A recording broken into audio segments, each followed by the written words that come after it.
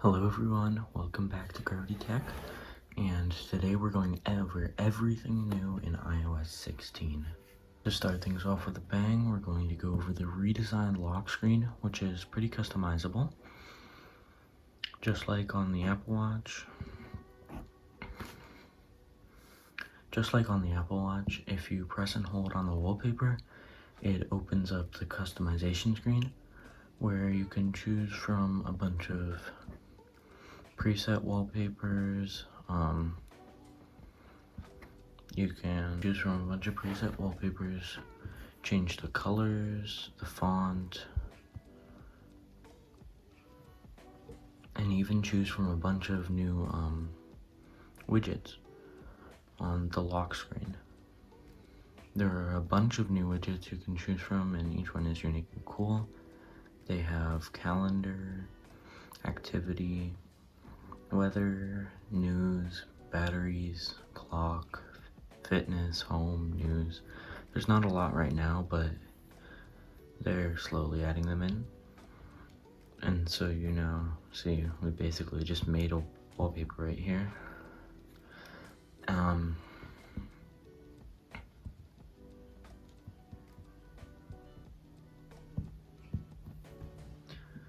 Next up we have the notifications area, which is redesigned so that it's at the bottom.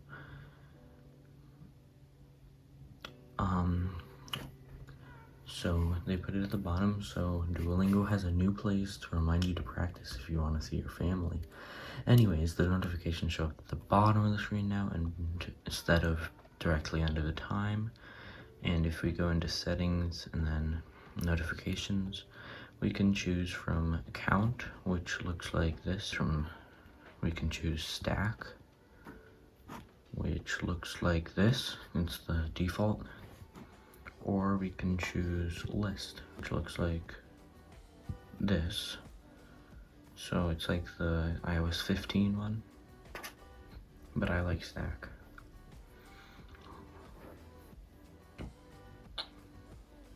There are so many new things about the lock screen, including new focus mode features, which let you set a specific lock screen for each of your focuses, so you can have memes on your wallpaper up until you go to work, and then when you turn on your work focus, it no more memes. So I don't know if you can tell, but that says I have a focus on. It says recording at the bottom. The feature also works at Apple Watch, so you can have a specific focus for each watch face. The last thing they changed about the lock screen is that Apple decided to redesign the music player. So if I go ahead and launch Spotify, and I'm obviously going to mute this because copyright stuff, but we can see that if we go in the lock screen, it's now smaller and more compact. And I don't know if you can tell, but this progress bar is a lot different, redesigned. It's no longer reserved for just music, so you can have how long it is until your Uber driver's here and stuff like that, and your Starbucks order. But for now, it's only music.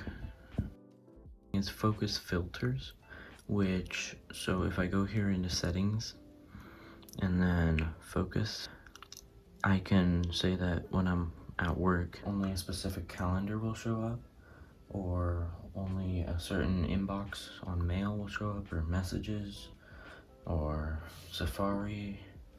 Even dark mode and low power mode are supported. So that's actually pretty cool. In FaceTime, you can If you call a phone, you can hand off the call from your iPhone to your iPad or Mac, or from your iPad or Mac to your iPhone. There are also collaboration invites, so you can invite people to edit files, numbers, documents, pages, documents, notes, reminders, and Safari pages.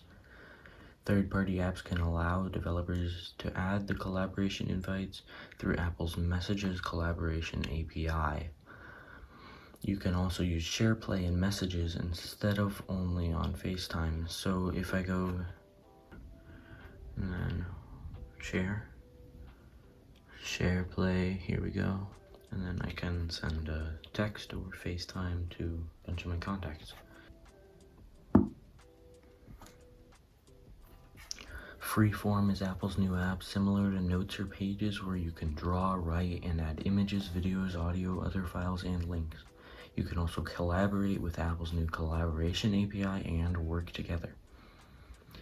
In other editions, Messages now lets you edit or unsend a message up to 15 minutes after sending it, recover deleted messages up to 30 days.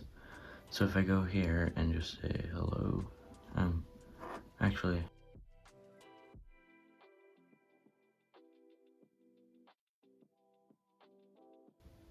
then we press and hold. We now have undo, send, and edit. So first I'll edit. I'll just add this wave. And then it says edited. And then I can also press and hold and undo send, and it just pops away. And it says, you unsent a message. Michael may still see the message on devices where the software hasn't been updated. You can also mark messages as unread, and when you go to mention someone, you see their contact photo and name is right there, instead of just above the text when you tap it. The voice messaging system has been reworked to its own Messages app, so you can see it looks like this. Pretty cool. In Mail, you can now send later. So I'm just gonna email myself and test. I can't spell because I'm looking at the camera, not my phone. Whatever. So now if I press and hold send now, send 9 p.m. tonight, or send later. And send later brings up a date picker.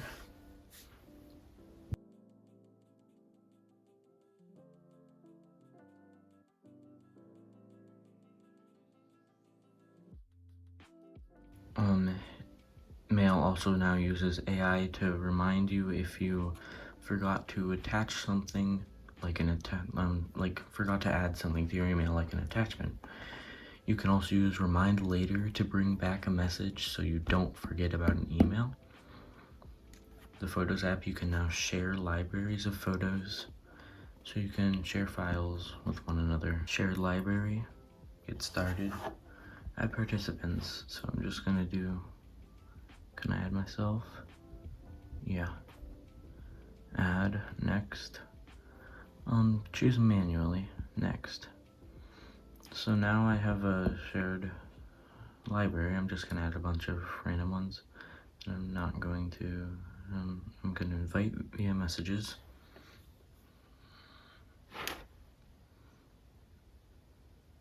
And then send an invite to myself.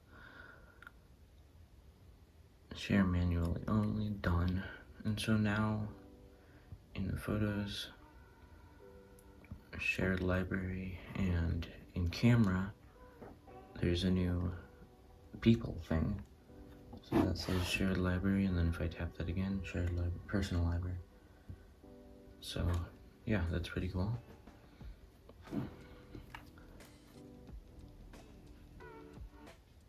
Along with this feature, the Photos app can detect duplicates and ask if you want to delete them.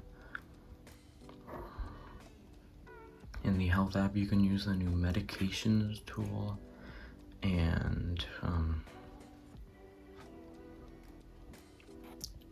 get reminders for when you need to take medications, and see what medicines may contradict each other. The fitness app is now available for all iPhone users, not just Apple Watch users, because you can now use the Move Ring on iPhone through third-party apps such as Nike Run Club. There are also Fitness Plus exclusive awards for you Fitness Plusers out there. The Home app got an overhaul, including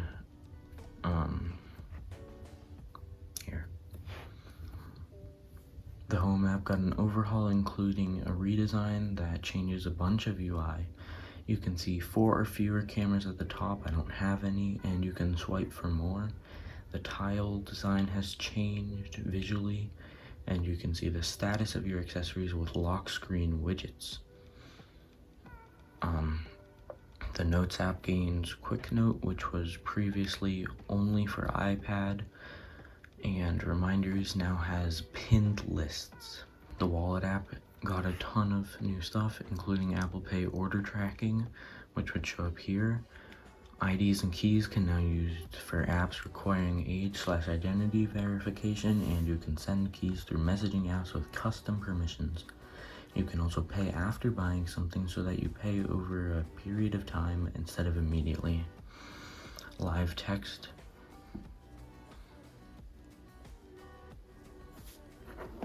So here, if I take a video of my script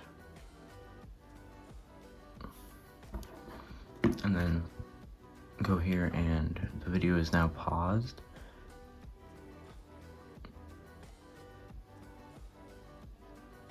Hello?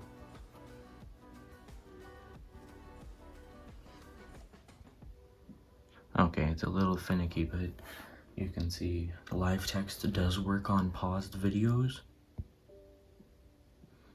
So you can see here, I got a picture of honey, and so if I press and hold on this subject, and then we can grab it, and then I have this picture of honey, and just wait for messages to load, and I can send just this removed background honey thing. The Maps app now has multi-stop routes up to 15 stops.